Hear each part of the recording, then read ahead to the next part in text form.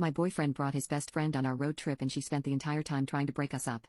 My boyfriend's female best friend has always been a problem in our relationship even though they have known each other since they were kids.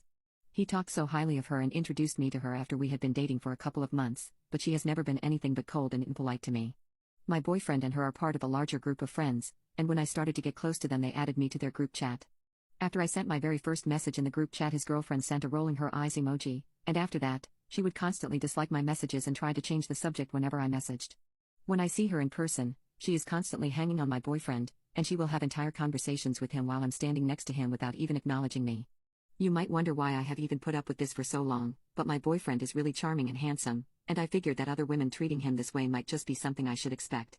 Of course, I wish that her behavior would straighten out eventually, and I have had multiple conversations with my boyfriend about her rudeness towards me, especially in group settings. But all he does is reassure me that it's just the way she is and that he was sure it wasn't her intention to make me feel uncomfortable or disrespected.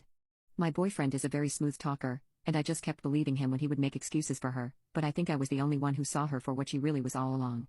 I really wanted to take a trip with my boyfriend to have some time away from his best friend for just the two of us. I didn't tell him this explicitly, but that was my goal with proposing me and him go on a cross-country road trip together.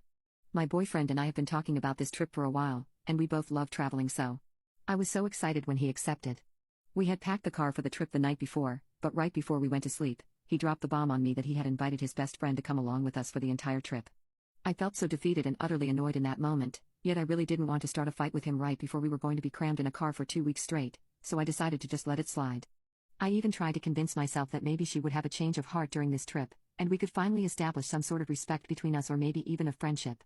I want to burst out laughing when I think about how stupid I was even to agree to go on the trip after my boyfriend told me he invited her.